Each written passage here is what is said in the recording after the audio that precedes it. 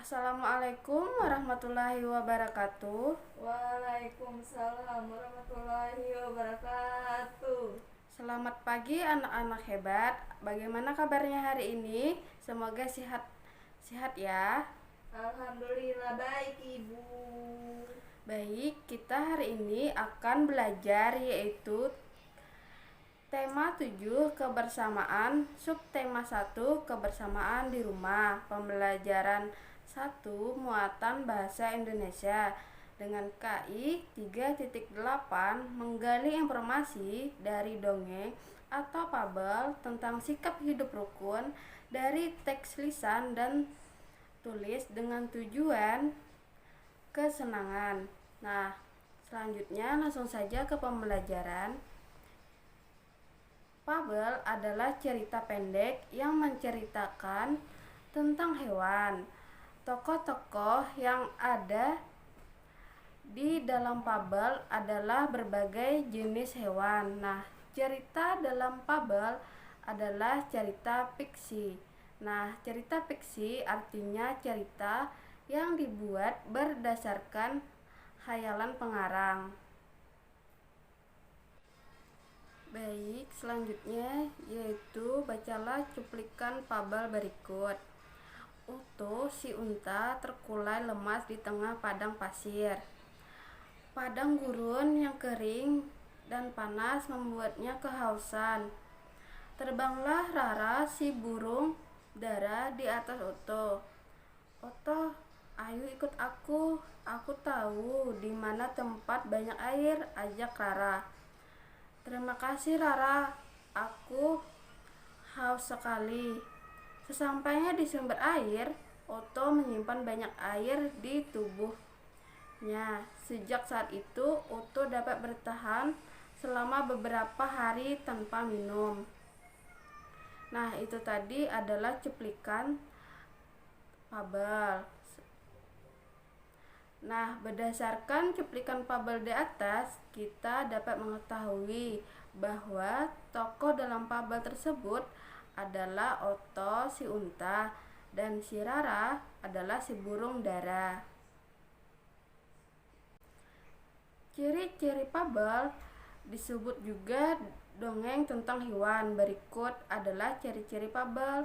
Yang pertama, menggunakan hewan sebagai tokoh cerita. Yang kedua, tokoh hewan memiliki karakter dari sifat seperti manusia. Yang ketiga, memiliki alur cerita. Yang keempat, memiliki pesan-pesan kebaikan di dalam ceritanya. Nah, di ciri-ciri fabel tadi ada memiliki pesan-pesan kebaikan di dalam ceritanya. Baik, adakah yang tahu pesan-pesan dalam kebaikan dalam cerita Ota dan si Rara tadi? Iya, pesannya adalah kita harus tolong menolong sesama makhluk atau semua orang.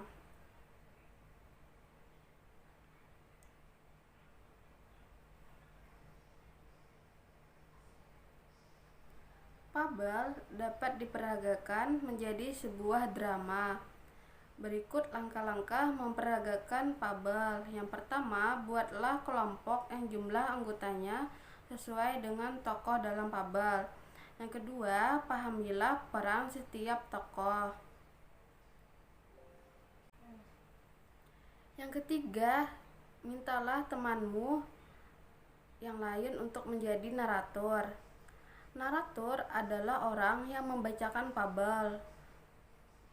Tokoh adalah orang yang berperan menjadi hewan yang berbicara dalam fabel.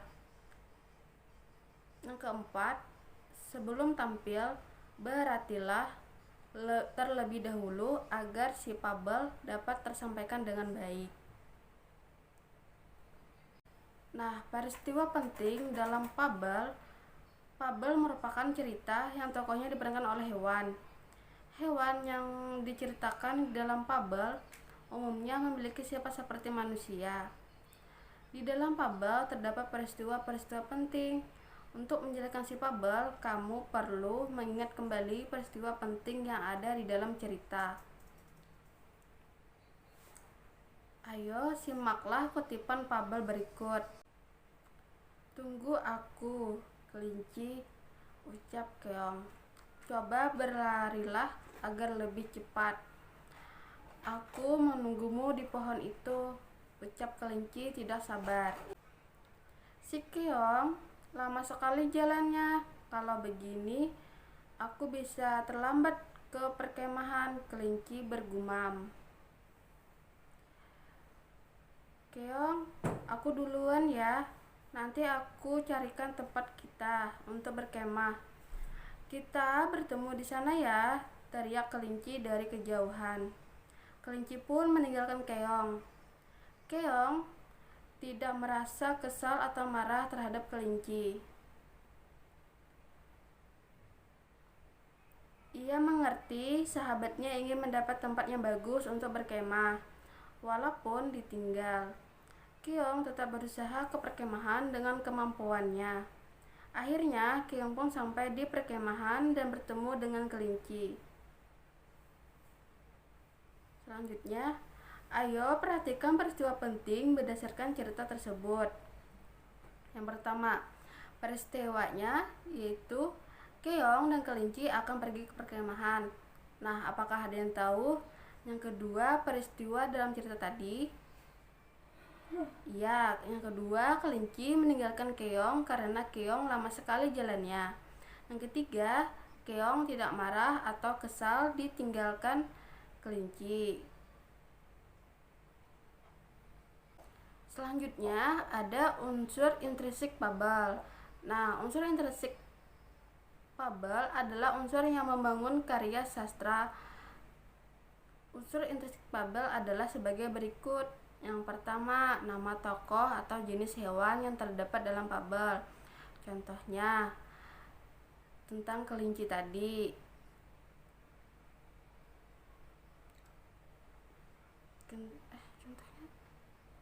Contohnya nama tokoh atau jenis. Contohnya seperti kelinci dan keong tadi. Yang kedua, sifat setiap tokoh. Yang ketiga, peristiwa penting yang terjadi dalam fabel. Yang keempat, pesan atau nasihat yang ingin disampaikan oleh fabel kepada pembaca. Ada yang tahu tentang cerita kelinci tadi? Apa itu pesan-pesan nasihat yang ingin disampaikan oleh fabel kepada pembaca? Adalah jangan pernah tinggalkan teman sendiri, apalagi sama-sama, dan kita harus sama-sama seperti keong yang lambat tadi. Jadi kita harus sama-sama meskipun tahu teman kita lambat, jadi kita harus tetap bersama-sama karena kita adalah teman. Baik, itu tadi adalah pesan-pesan cerita di dalam fabel cerita si keong dan kelinci. Baik, selanjutnya